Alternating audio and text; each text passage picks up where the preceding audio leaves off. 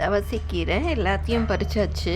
Vitamin கீரை, எல்லா விட்டமினும் இருக்குது இந்த கீரையில். அதனால் இந்த கீரையிலேருந்து எல்லா செடியிலேருந்து எல்லா கீரையும் மொட்டை அடித்தாச்சு. வெறும் குச்சி தான் விட்டு வச்சுருக்கேன். திருப்பி அடுத்த வாரம் பாருங்கள், எல்லாமே துளுத்து வந்துடும்.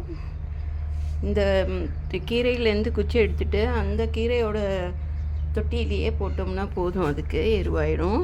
அதே மாதிரி பக்கத்தில் இருந்த மல்லியும் மொட்டை அடித்து அதோட இலையை அது தொட்டியிலேயே போட்டிருக்கேன். உருவி விட்டுட்டேன், புது துளிர் வரும். காடாட்டம் வளர விடாமல் கீழெல்லாம் கொஞ்சம் க்ளீன் பண்ணிகிட்டே இருந்தோம்னா அதுக்கும் எருவாயிடும், நமக்கும் ஃப்ரெஷ்ஷாக இருக்கும். இந்த தவசிக்கீரை பாருங்கள் இவ்வளோ வந்திருக்கு. ரெண்டு குச்சி தான் இருக்குது பெருசாக, மற்றதெல்லாம் சின்ன சின்ன குச்சி தான் இருக்குது. ஒரு நாளைக்கு வேண்டிய சமையலை இந்த கீரை கொடுத்துருச்சு. இந்த செடி பாருங்கள் இவ்வளோ சின்ன தொட்டி தான், மிஞ்சி போனால் 4 குச்சி இருக்குது. அதுலேயே நமக்கு இவ்வளோ கீரை கிடைக்கும். அதனால் ஈஸியாக நமக்கு ஒரு நாளைக்கு வேண்டிய கீரை இதை எடுத்து துளுத்து வர்றதுக்குள்ளே நமக்கு பக்கத்துலேயே இன்னொரு பொன்னாங்கண்ணி கீரை இருக்குது, அதை எடுத்துக்கலாம்.